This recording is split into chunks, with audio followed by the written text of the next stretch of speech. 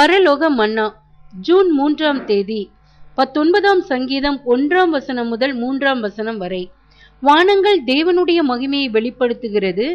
ஆகாய விரிவு அவருடைய கரங்களின் கிரியையை அறிவிக்கிறது. பகலுக்கு பகல் வார்த்தைகளை பொழிகிறது. இரவுக்கு இரவு அறிவை தெரிவிக்கிறது.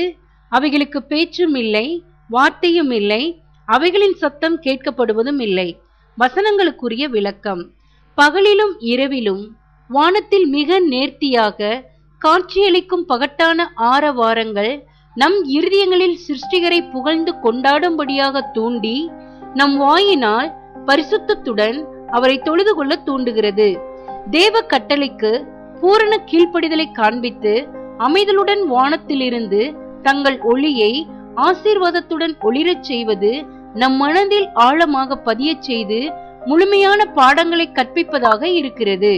இவை பகற்றின்றி ஆர்வத்துடன் அமைதலாக சகலத்தையும் உண்டாக்கினவரின் சித்தத்திற்கு கீழ்ப்படிந்து இயங்குவதன் மூலம் அவருடைய மகிமையை வெளிப்படுத்தி வருகிறது.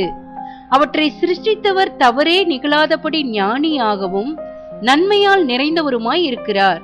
அவ்வாறே கர்த்தரின் மகிமை நம்மேல் உமிழப்பட்டு பிரகாசிக்க செய்து வருகிற அந்த வெளிச்சம் நம்மிலிருந்து பிறர் மேல் ஒளிரும்படியாக செய்ய வேண்டும். ஆமென்.